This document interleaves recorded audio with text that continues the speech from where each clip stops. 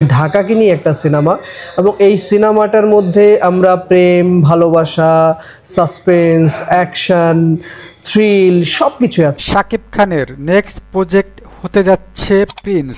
আগামী রোজার ঈদ উপলক্ষে সিনেমাটি পরিচালনা করছেন আবু হায়াত রনি। বিষয়টি নিশ্চিত করেছেন গণমাধ্যমে। আবু হায়াত রনি বলেন, শাকিব খানের এ যাবৎকালে যত সিনেমায় অভিনয় করেছে সব কিছুকে ছাপিয়ে যাবে প্রিন্স। প্রিন্স ছবির ইতিমধ্যে সব কাজ আমরা শেষ করেছি।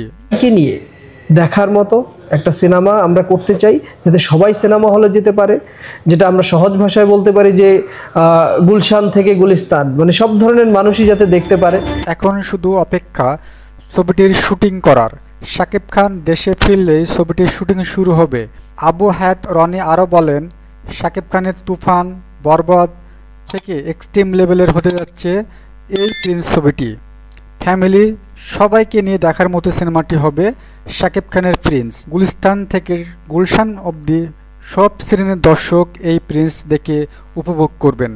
প্রিন্স এমন একটি সিনেমা হতে যাচ্ছে যে বাংলা চলচ্চিত্রের ইতিহাস বদলে যাবে। মেগাস্টার শাকিব খানের প্রিন্স ছবির বাজেট নিয়ে আবু হায়াত রনি বলেন, শাকিব খানের বরবাদ ছবির বাজেট থেকেও দ্বিগুণ বাজেটে হতে যাচ্ছে এই ছবিটি।